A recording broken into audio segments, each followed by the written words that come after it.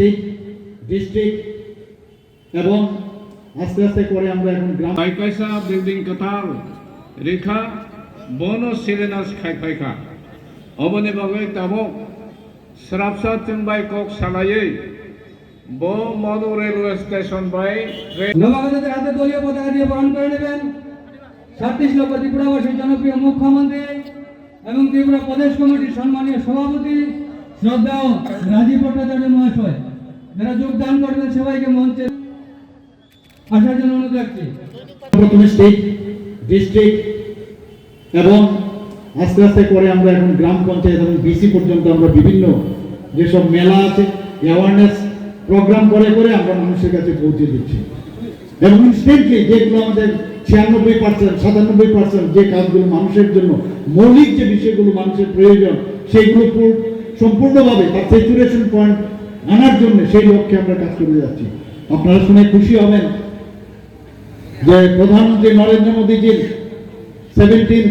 17 September ওনার জন্মদিন আমরা সবাই জানি। ওই দিনে আমরা এই কার্যক্রম শুরু করি, আমার হাত ধরে এটার উদ্বোধন আমরা শুরু করি। 3 মাসের আমরা সেই সময়কাল আমরা রেখেছিলাম, নভেম্বরের এই মাসের লাস্ট ডে অবধি আমরা এই প্রোগ্রাম নেব।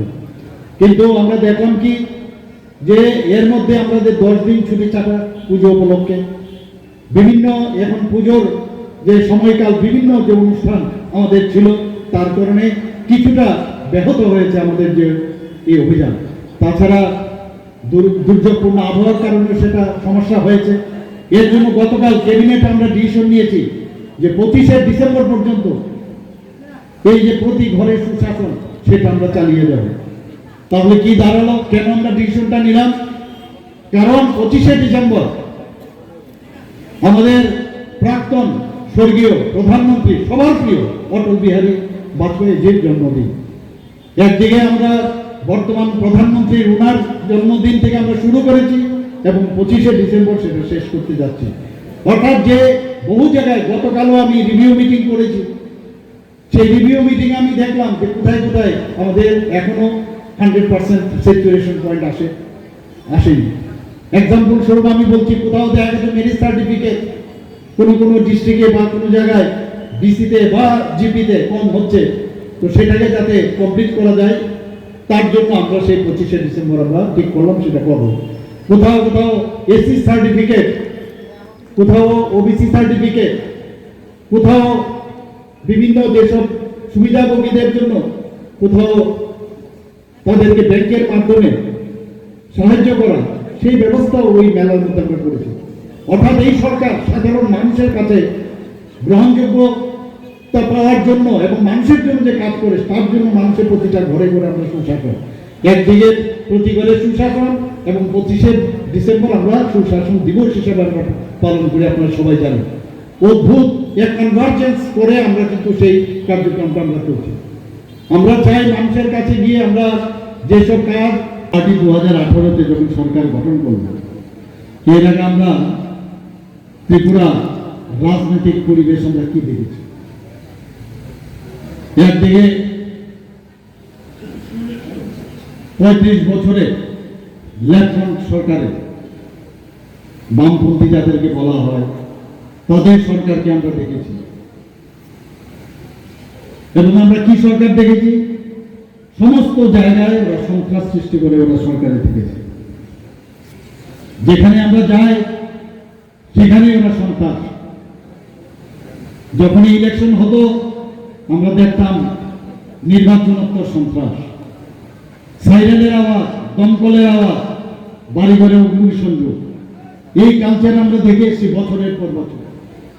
মানুষ এই বামপন্থীদের আসলে কোনো অবস্থায় ওদের স্থান ওরা দেয়নি ত্রিপুরার মানুষ।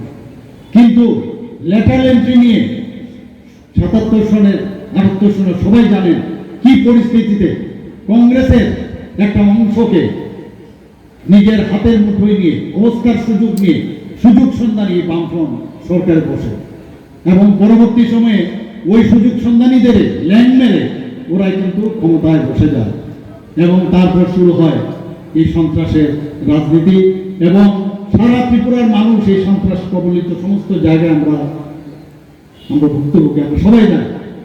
আমরা জানি দলীয়করণ কাকে বলে।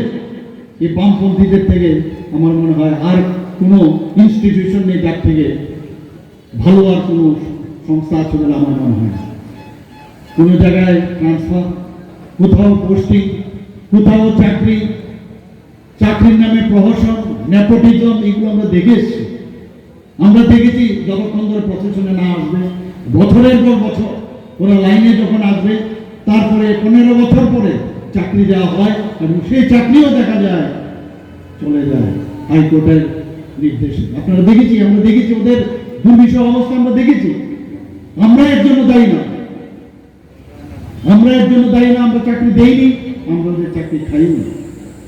ওদের চাকরি খেয়েছে ওদের কারণে, এই বামপন্থীদের কারণেই চাকরি গেছে। কারণ সেখানেও সেই দলগত যে ওদের দলীয়করণের মাধ্যমে এবং অনিয়মের মাধ্যমে সেই চাকরিগুলো দিয়েছে। কিন্তু আমাদের 2018 সনে যখন আমরা ক্ষমতায় বসি, আমাদের যতগুলো চাকরি, সবগুলো চাকরি আমরা ট্রান্সপারেন্সির মাধ্যমে আমরা চাকরি আজ পর্যন্ত গত দিন